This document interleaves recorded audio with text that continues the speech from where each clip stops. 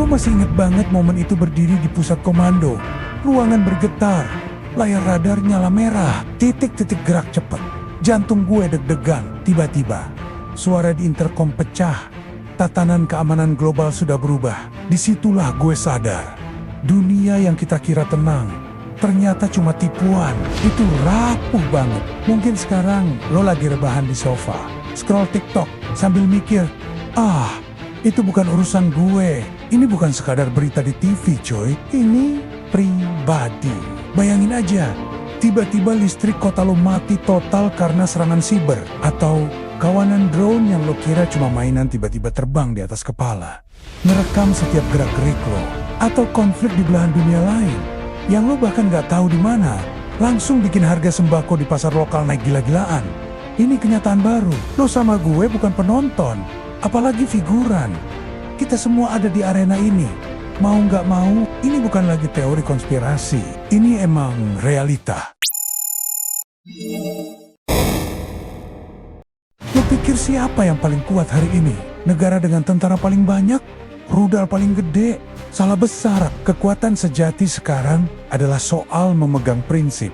Coba lihat, ada negara kecil yang berani bilang enggak sama kekuatan-kekuatan raksasa. Mereka nggak mau pilih sisi. Kenapa? Karena mereka mau jaga kedaulatan, kebebasan laut dan udara, serta aturan internasional. Dan lo tahu apa yang terjadi? Mereka justru memenangkan kepercayaan. Kepercayaan itu emas. Lewat prinsip itulah, mereka bangun jaringan aliansi yang kuat dari Jakarta sampai Stockholm, dari Singapura sampai Washington. Ini bukti nyata. Relevansi itu lahir dari kontribusi, bukan dari gemuruh senjata. Ini bukan lagi soal siapa yang paling bising, tapi siapa yang paling konsisten dan punya nilai jual. Mereka yang loyal sama prinsip, mereka lah yang akhirnya jadi pemain sejati. Prinsip itu penting, meski terlihat lemah melawan rudal. Kalau fondasi lo kuat, lo bisa bangun apa aja di atasnya. Tanpa prinsip, kekuatan militer cuma jadi tiran yang gak punya arah. Dengan prinsip, kekuatan itu jadi alat untuk membangun, bukan cuma menghancurkan. Ini adalah filosofi inti dari negara-negara yang benar-benar cerdas dalam geopolitik modern. Masih mikir keamanan itu urusan tentara di perbatasan? Hapus pemikiran itu dari otak lo. Keamanan adalah dompet lo. Keamanan adalah cicilan rumah lo. Keamanan adalah harga susu anak lo. Jangan pernah remehkan efek riuh lontaran rudal di belahan dunia lain. Satu konflik aja bisa bikin harga minyak naik semalam. Proyek-proyek mendadak macet.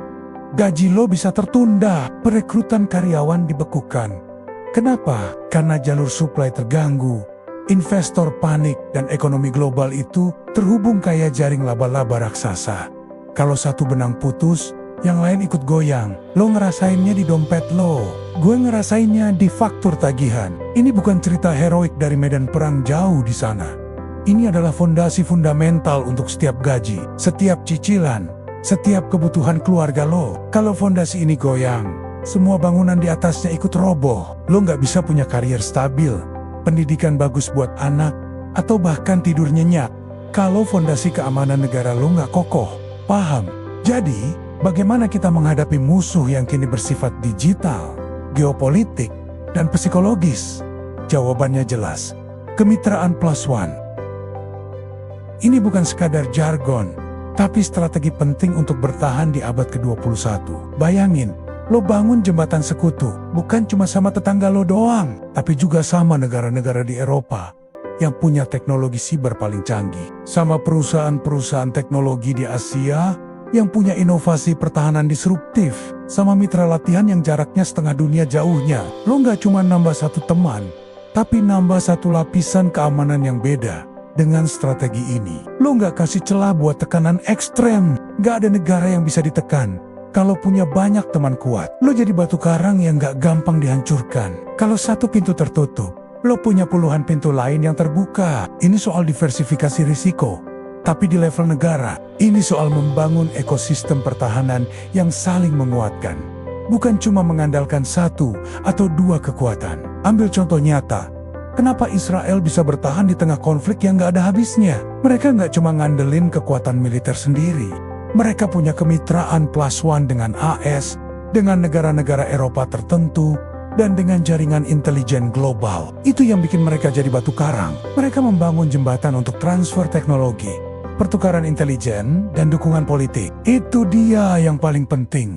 Masuklah sama gue ke kompleks latihan sepanjang waktu. Lo bakal lihat jet tempur melesat, drone ngepul di kota tiruan, pasukan bersinergi di bawah simulasi serangan siber. Ini bukan cuma pertunjukan, ini bukti.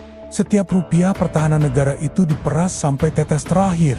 Ini bukan lagi soal belanja senjata canggih doang, tapi gimana senjata itu bisa nyambung, gimana pasukan bisa kerja bareng, gimana teknologi bisa diintegrasikan.